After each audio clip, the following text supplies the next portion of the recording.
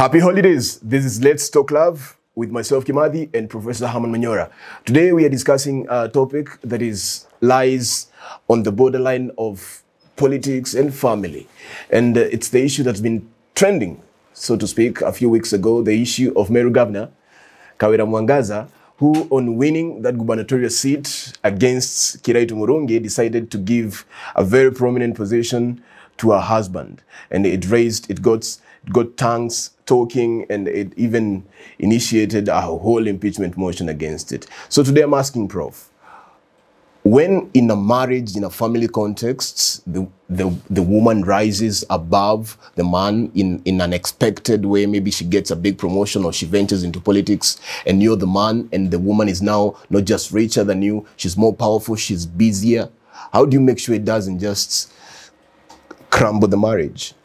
You know, it varies from place to place. It does? In places or societies where this is now the norm, it makes no difference. Angela Merkel was Chancellor or Prime Minister for a long time. And yeah. We didn't even know the husband, and he didn't even care. Indira Gandhi. Indira Gandhi was there. There are so many these days. You know, Bhutto, and you know, it's so many.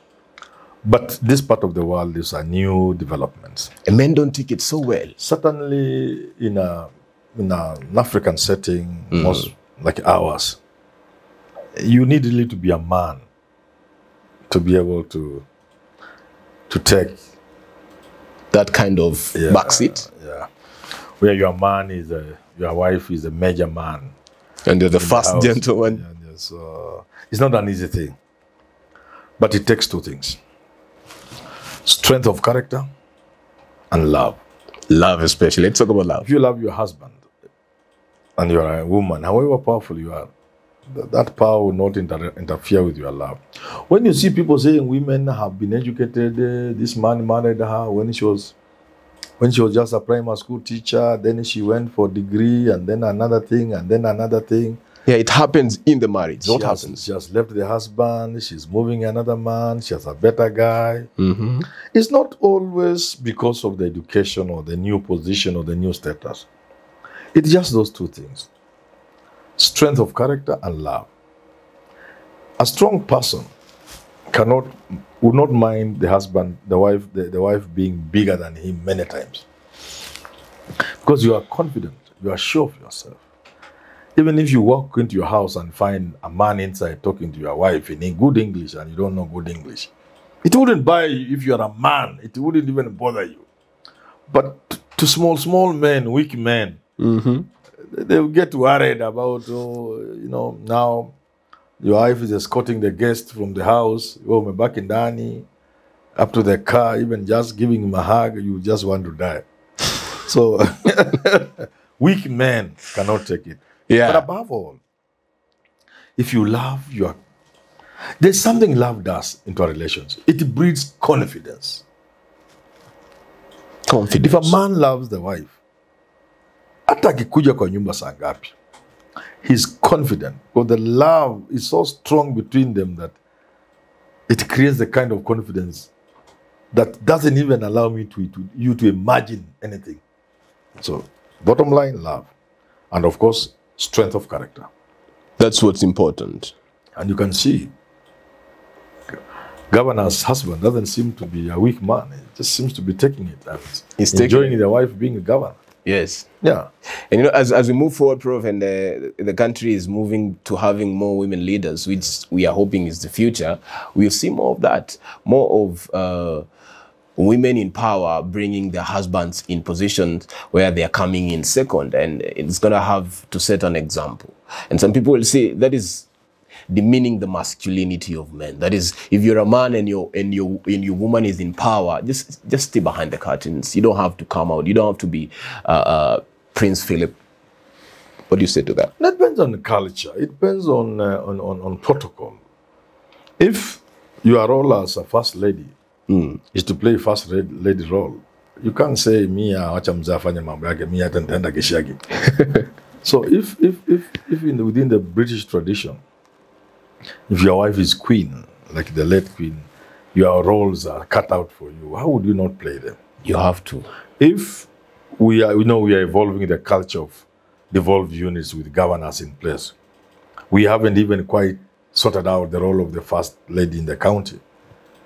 And therefore, we can now go to the role of the first man or gentleman. But these things evolve and take time. Traditions don't just start today. They take time to evolve, set in, to crystallize and form. So in future, in another 20, 15, 30 years, it will be very clear the role of the first gentleman in the county.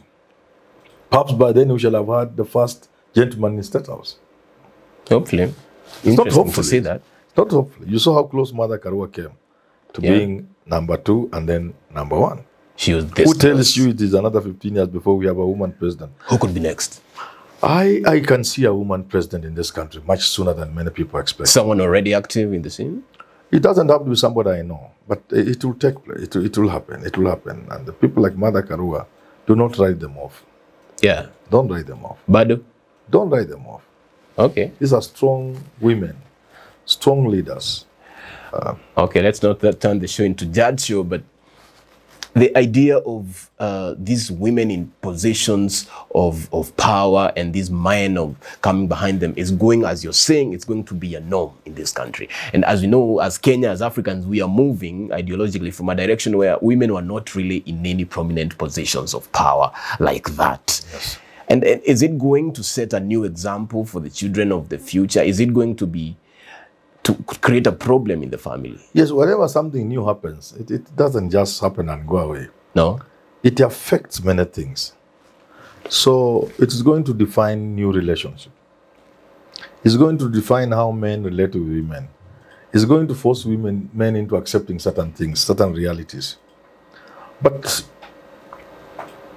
the one thing I know for a fact is how women conduct themselves will have a big bearing on whether Kenyans will embrace women leadership in future.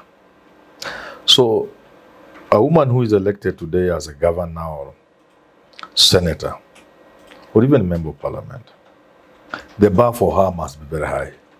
She's not just doing for herself and her family, she's doing for all the women in this country and for Kenyans. Because you know, in the past, everybody has argued that there's no married woman who can go for power. These are divorcees. These are prostitutes. Yeah, that narrative has been there. But it's not correct because there are decent women in this thing. So proving themselves every day. Yeah, we would only urge women when they get this position. They know eyes are on them. They know girls are looking for inspiration. And they must conduct themselves in a manner that is beyond reproach because they are setting the record. Yeah, they are what people are looking up to. We need men to accept that women can lead. Yeah, we need to be part of our culture.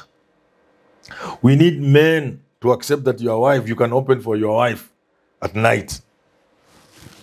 She's from nation building. You can be the one to open the door. We need that to happen. We need to know she can come home tired and you can warm the food for her. That doesn't make you less of a man. But in order for that to work and to happen, the women who today have power must guard their conduct. Because all eyes are on them. All eyes. The stereotypes must be removed. People must begin to see that a decent woman can be a governor for 10 years. Yeah. Yeah. Without breaking her vows. And without infidelity. Infidelity. Whereas another woman is free, it may not be good. They have a bigger latitude, a larger latitude to play around and overlap and do one or two things. A woman leader must know her latitude is so slim. Because she's supposed to set an example.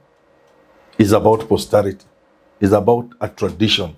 It's about a new culture that the people of this country should see women as part and parcel of the society, even at the level of leadership.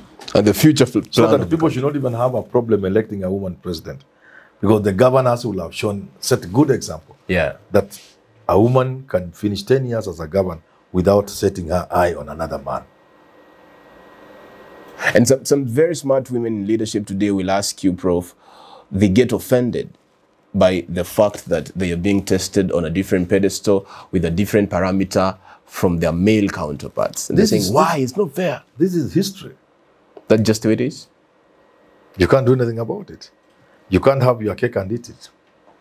If you know women must be in leadership and you struggle to get there, and you don't want to be the last woman governor in the country, you want many other women to be governed, then you are under obligation to conduct yourself knowing so well that every move you make is being watched, that you are being judged by higher standards, And you should be proud of that.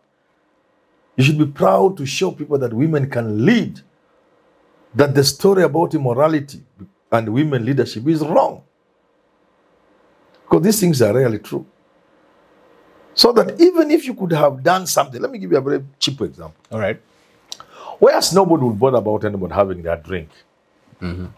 If you are the drinking type, your religion doesn't stop you from drinking. Yeah.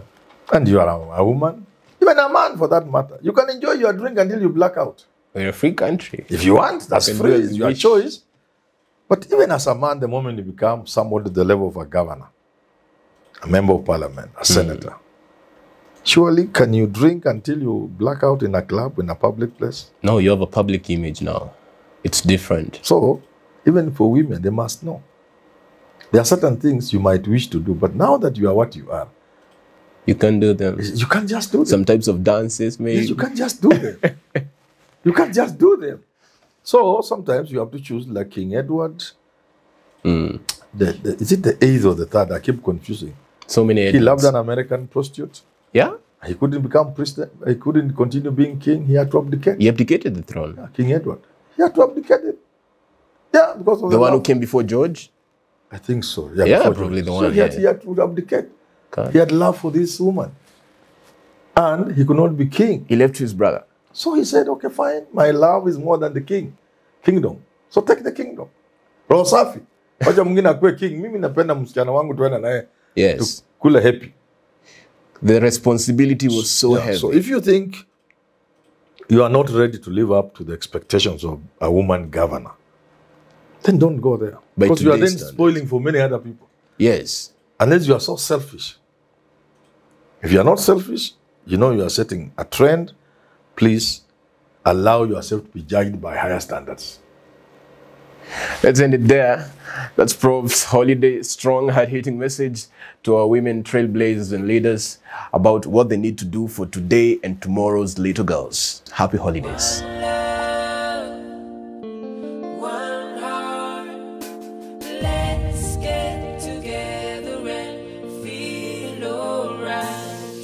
Children